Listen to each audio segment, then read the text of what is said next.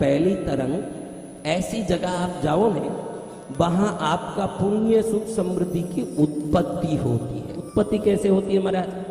चावल का बोरा रखा आपने घर में, 2 साल रख दिया, भूल गए, स्टोर रूम में पड़ा रहा। 2 साल बाद देखा तो उसमें से ईली निकलने लगी, छोटी छोटी। ये ईली किससे निकली? कोई उसकी मां को आपने अंदर छोड़ा था, तो चावल से कैसे ईली निकल सकती है? तो शास्त्र कहता है कि जैसे चावल से स्वयं ही अंडज यानी ईली निकलती है, वैसे उन क्षेत्रों में जाते ही आपके नहीं रहने वाले पुण्य वर्षों को भी उत्पन्न हो जाए, उसको उत्पत्ति क्षेत्र कहते हैं। ऐसे क्षेत्र कुछ है भारत में जहां उत्पत्ति होती है पुण्य की। किसकी? पुण्य की।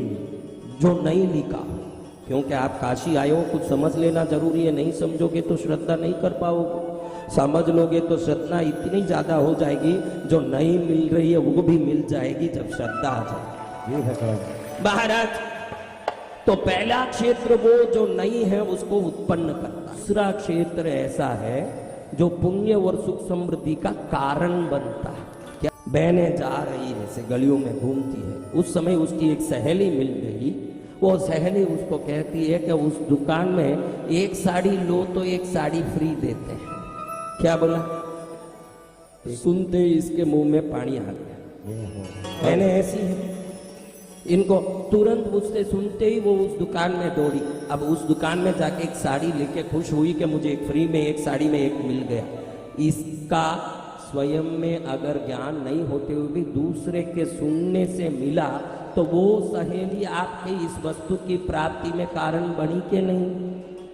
वैसे आप किसी क्षेत्र में जाओ, उस क्षेत्र के देवता के दर्शन के बाद आप में पुण्य और सुख जगे, तो वो देवता कारण बनते हैं आपके पुण्य का। ये कारण क्षेत्र है। पहले क्षेत्र जो उत्पत्ति क्षेत्र बोला ना, उधर आपको कोई दर्शन करने की जरूरत नहीं। उस क्षेत्र में पैर रखते ही जैसे चावल में ईली निकलती है, वैसे आप में पुण्य प्रकट हो जाएगा। वो पहला क्षेत्र। ये दूसरा क्षेत्र दर्शन से पुण्य देता है, ये कारण क्षेत्र। क्या क्षेत्र?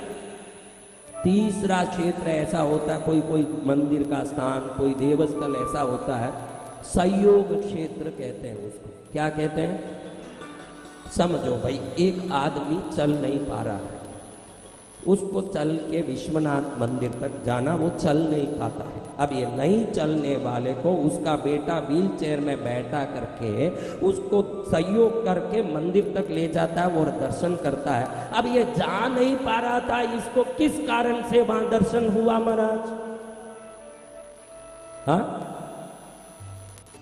तो आप कहीं जाओ और वहां जाने के बाद, घर आने के बाद किसी का सहयोग मिल जाए, पार्टनर का, किसी का सहयोग मिल जाए कोई न कोई काम में, और आपका काम बन जाए, तो समझना है कि वो क्षेत्र का दर्शन आगे आपके पुण्य और सुख समृद्धि में सहयोग कर रहा है। ये तीसरा क्षेत्र सहयोग क्षेत्र है।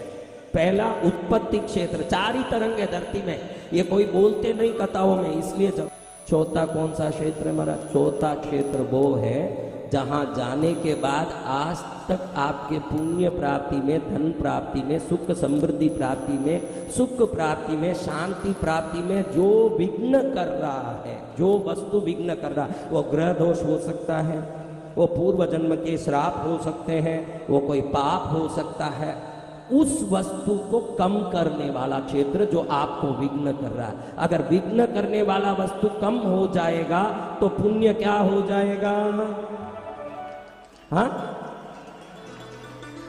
ये चौथा क्षेत्र। पहला क्षेत्र नहीं है, उस सुख को भी उत्पन्न करे, वो उत्पत्ति क्षेत्र। दूसरा क्षेत्र कोई कारण मिल जाए जिससे हमारा काम हो जाए, वो क्षेत्र। तीसरा क्षेत्र कोई सहयोग मिल जाए जिससे हमारा काम हो जाए, वो क्षेत्र। चौथा हमारे सभी उस प्राप्ति में जो बाधा कर रहे हैं उनको क्षमन कर दे, वो क्षेत्र। और आपको बता दूं कि इस तीनों लोकों में ये चारों तरंग अगर एक ही जगह में है, यानी आकाश में, पाताल में और मनुष्य लोक में, तीनों में मिला के बोल रहा हूं, वैकुंठ में भी वो तरंग नहीं है, मैं खुला बोलूं, ये काशी में वो चारों तरंग एक साथ है।